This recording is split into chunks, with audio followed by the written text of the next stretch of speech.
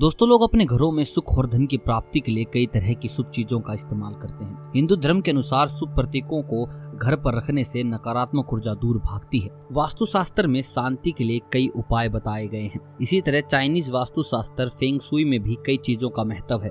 इसी में एक लाफिंग बुद्धा भी है। घर पर लाफिंग बुद्धा रखने से कई फायदे मिलते हैं। घर में समृद्धि लाने के लिए लाफिंग बुद्धा रखे जाते हैं। लाफिंग बुद्धा की मूर्ति कई तरह की होती है और अलग अलग मनोकामना की पूर्ति के लिए अलग अलग लाफिंग बुद्धा का अपना अलग महत्व है। तो ये जानते हैं आखिर कौन सी आकृति आपके जीवन में कौन सी खुशी लाके देगी। तो इस लिस्ट में सबसे पहला नाम आता है दोनों हाथों को ऊपर उठाए लाफिंग बुद्धा का। अपने दोनों हाथों को उठाए लाफिंग बुद्धा को घर और दुकान पर रखने से तरक्की मिलती है।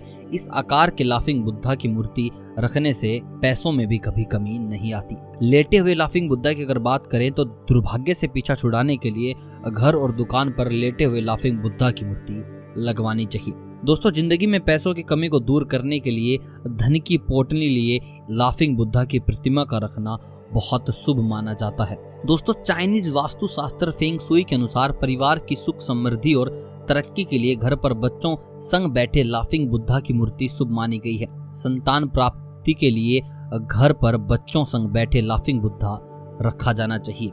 दोस्तों, बैग लिए हुए लाफिंग बुद्धा की अगर बात करें तो बिजनेस में मुनाफा बढ़ाने के लिए दुकान और ऑफिस में थैले के साथ लाफिंग बुद्धा रखना बढ़िया माना गया है। इसे रखने से दुकान और अपने बिजनेस पर नजर भी नहीं लगती है। दोस्तों, ड्रैगन पर बैठे लाफिंग बुद्धा को घर दुकान में रखने से भी नकारात्मक ऊर्जाएं दूर हो जाती हैं। चाइनीज वास्तुशास्त्र फेंग शुई के अनुसार इसे रखने से आपके ऊपर जादू टोने का कोई असर नहीं होता। दोस्तों, जब आप बिजनेसमैन होते हैं, जब आप कोई बड़ी दुकान चला रहे होते हो तो उस वक्त लोग आपसे जलकर आप पर कोई ना कोई जादू टोना कर ही देते हैं। अगर आपके पास ये लाफिंग बुद्धा है तो आपकी दुकान पर, आप पर, आपके बिजनेस पर, आपके पैसे पर किसी भी तरीके की कोई भी आंच नहीं आएगी। दोस्तों, सबसे शुभ हंसते हुए लाफिंग बुद्धा की प्रतिमा मानी जाती है। इसे घर के मुख्य कमरे में रखना चाहिए। लाफिंग बुद्धा की इस मूर्ति में हर तरह की सुख समृद्धि पाने के राज छुपे हुए होते हैं। दोस्तों, धातु के बने लाफिंग बुद्धा का भी अपना अलग ही महत्व है। कार्य क्षमता और कुशलता को बढ़ाने के लिए धातु से बनी लाफिंग बुद्धा की मूर्ति को बेहद अच्छा माना गया है।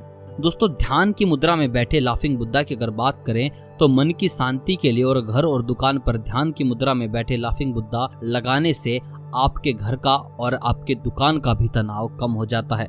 जिस प्रकार का भी आपका स्ट्रेस हो वो सारा का सारा छू मंतर। दोस्तों, बात करते हैं नाव पर बैठे लाफिंग बुद्धा की।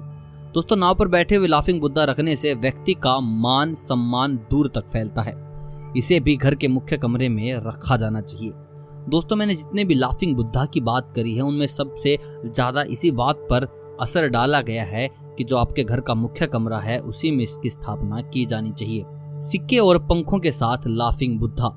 दोस्तों, घर, दुकान और ऑफिस में खुशहाली, संपन्नता और शांति के लिए एक हाथ में सिक्का और दूसरे हाथ में पंखा लिए हुए लाफिंग बुद्धा रखा जाता है। दोस्तों, अंत में हम बात करते हैं वुलू लिए लाफिंग बुद्धा। बीमारी को दूर भगाने और पता लगाने के लिए कि बीमार व्यक्ति के पास वुलू लिए लाफिंग बुद्धा को रखा जाता है। वुलू एक प्रकार का चीनी फल है जो पीले रंग का होता है। दोस्तों, अपने घरों में बहुत बार बुद्धा को देखा होगा और आपने उसे बस एक प्रतिमा करके छोड़ दिया होगा। आपने उसे एक स्टैचू समझकर उस पर आपने हंसा होगा। अगर हम वास्तु की बात करें तो बुद्धा वास्तु के लिए बेहद फायदेमंद बताया गया है। अगर आपके घर पे बुद्धा नहीं है तो अपनी जरूरतों के हिसाब से एक प्रतिमा घर में जरूर लगाएं। और अगर आपको ये वीडियो पसंद आया हो तो वीडियो को कर दे लाइक और चैनल को करें सब्सक्राइब। मैं मिलता हूँ आपसे बहुत जल्द वास्तु के कुछ और नए नियमों के साथ। तब तक आप सभी को अलविदा।